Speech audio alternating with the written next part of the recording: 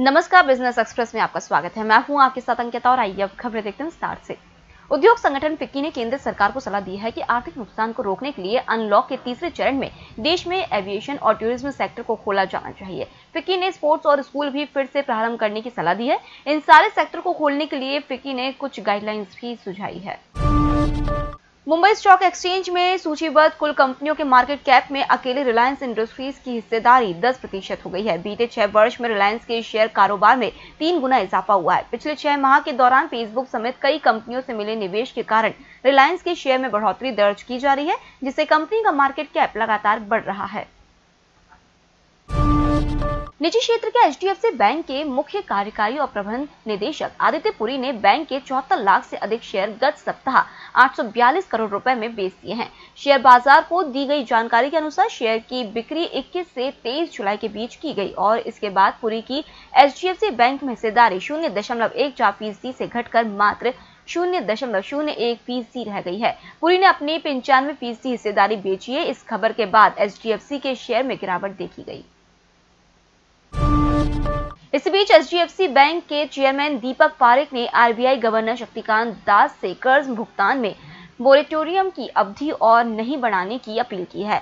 उन्होंने कहा कि इसका गलत इस्तेमाल हो रहा है। अगर ऐसा आगे हुआ तो बैंकों, गैर बैंकिंग वित्तीय कंपनियों समेत पूरे उद्योग को भारी नुकसान उठाना पड़ेगा। पूंजी बाजार नियामक सेबी के एक सर्कुलर ने रिटेल निवेशकों की कमर तोड़ दी है। इस सर्कुलर के तहत 1 अगस्त से अगर शेयर धारक शेयर बेचेंगे तो उन्हें इस पर कम से कम 20% का कैश या शेयरों के गिरवी के रूप में मार्जिन देना होगा। साथ ही अब शेयर बेचने के 2 दिन बाद ही नया शेयर खरीद पाएंगे, क्योंकि ग्राहक कोई भी शेयर बेचते हैं तो उसका पैसा 2 कारोबारी दिनों के बाद शेयर धारकों के खाते में आता है। विशेषज्ञों के मुताबिक कोरोना वायरस का प्रकोप झेल रही अर्थव्यवस्था को उबारने के लिए भारतीय रिजर्व बैंक आगामी मौद्रिक नीति समीक्षा में प्रमुख नीतिगत दर रेपो में 0.25% की और कटौती कर सकता है। आरबीआई के गवर्नर की अध्यक्षता में मौद्रिक नीति समिति की 3 दिन चलने वाली बैठक 4 अगस्त से शुरू होनी है और 6 अगस्त को इससे बारे में कोई घोषणा की जाएगी। देश के बैंकिंग सेक्टर में साल 2019-20 में कुल 84,545 मामले धोखाधड़ी के आए। इन मामलों में कुल 1 लाख करोड़ रुपए शामिल थे। यह जानकारी सूचना अधिकारी के जरिए भारतीय रिजर्व बैंक ने दी है। आरबीआई को एसबीआई, एचडीएफसी और आईसीआईसीआई बैंक के खिलाफ सबसे ज्यादा शिकायतें मिली थी। कोरोना वायरस संकट के बावजूद जून माह में 10,954 नई कंपनियां बनी हैं, जो कि पिछले साल के मुकाबले ज्यादा है। पिछले साल जून में 9,619 कंपनियां बनी थी।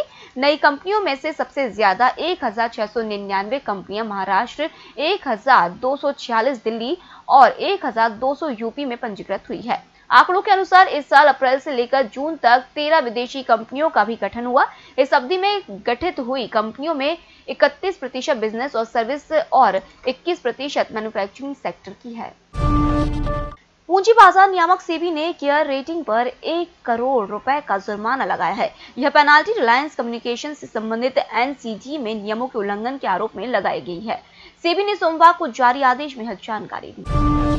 कोरोना काल के 4 माह के दौरान चांदी के दाम दुगना हो चुके हैं। 18 मार्च को चांदी 33,580 रुपए किलो थी, जो सोमवार को 67,164 रुपए प्रति किलो तक पहुंच गई। चांदी के दामों में बेतहाशा वृद्धि के बाद अब यह अनुमान लगाया जा रहा है कि मुनाफा वसूली के कारण चांदी की चमक थोड़ी फीकी पड़ सकती है। कोरोना वैक्सीन मिलने की संभावना के कारण शेयर बाजार में तेजी आएगी, जिसके चलते निवेशक उस तरफ जा सकेंगे। सोमवार को वायदा बाजार में सोने की मांग बढ़ने के कारण सटोरियों ने सोने की ज्यादा खरीदारी की, जिसके चलते सोने का भाव 825 रुपए बढ़कर 51,860 रुपए प्रति 10 ग्राम पर पहुंच गई। केंद्रीय उपभोक्ता मंत्रालय ने हॉलमार्क ज्वेलरी बेचने की अनिवार्यता की शर्त 6 माह के लिए बढ़ा दी है। ऐसा ज्वेलर्स के अनुरोध पर किया गया है। कोरोना संक्रमण और लॉकडाउन के कारण कारोबार में गिरावट के बाद ज्वेलर्स इस अवधि को बढ़ाने की मांग कर रहे थे। एक अनुमान के मुताबिक देश में 3 लाख ज्वेलर्स में से केवल 30,000 के पास ही हॉलमार्क की सुविधा है। ग्रामीण इलाकों में ज्वेलर्स के पास 10,000 करोड़ रुपए का गैर हॉलमार्क सोना होने का अनुमान है। स्टेट बैंक ने पेंशनर्स के लिए पेंशन सेवा वेबसाइट लॉन्च की है। इसमें लॉगिन करके ग्राहक अपनी पेंशन के बारे में जानकारी ले सकते हैं। पेंशन प्रोफाइल और ट्रांजैक्शन डिटेल्स पता करने के लिए उन्हें बैंक नहीं जाना पड़ेगा। इसका फायदा एसबीआई से जुड़े 54 लाख पेंशनर्स को होगा। कोरोना कोरोना महामारी और उसके बाद लगे देशव्यापी लॉकडाउन से संकट में आए भारतीय ऑटोमोटिव सेक्टर में धीरे धीरे दोबारा रिकवरी हो रही है, क्योंकि अर्थव्यवस्था को धीरे धीरे दोबारा खोल दिया गया है। पिछले 2 महीनों में वाहन निर्माताओं ने भी बिक्री में काफी अच्छी वृद्धि दर्ज की, लेकिन सेकेंड हैंड कारों की तरफ भी लोगों का रुझान बढ़ता दिखाई दे रहा है। OLX के सर्वे में कोरोना के कारण बढ़ती सेकेंड हैंड कार इंडस्ट्री के बारे में कुछ महत्वपूर्ण जानकारी सामने आई है। गूगल ने अपने कर्मचारियों को जून 2021 तक वर्क फ्रॉम होम करने की मंजूरी दे दी है। गूगल ने मई में अपने वैश्विक दफ्तरों को जून माह में खोलने की बात कही थी, लेकिन अधिकांश कर्मचारियों ने वर्ष के अंत तक वर्क फ्रॉम होम का विकल्प अपनाया था। इसलिए अब कर्मचारियों को घर से काम करने की छूट दी जा रही है। केंद्र सरकार ने पिछले वित्तीय वर्ष की जीएसटी की क्षतिपूर्ति राशि जारी कर दी है, जिसमें मध्य प्रदेश को 6,538 करोड़ रुपए मिलेंगे। देश भर के सभी राज्यों को यह राशि जारी कर दी गई है। फिलहाल इस बुलेटिन में इतना ही। आप बने रहिए एमएस टीवी के साथ। नमस्कार।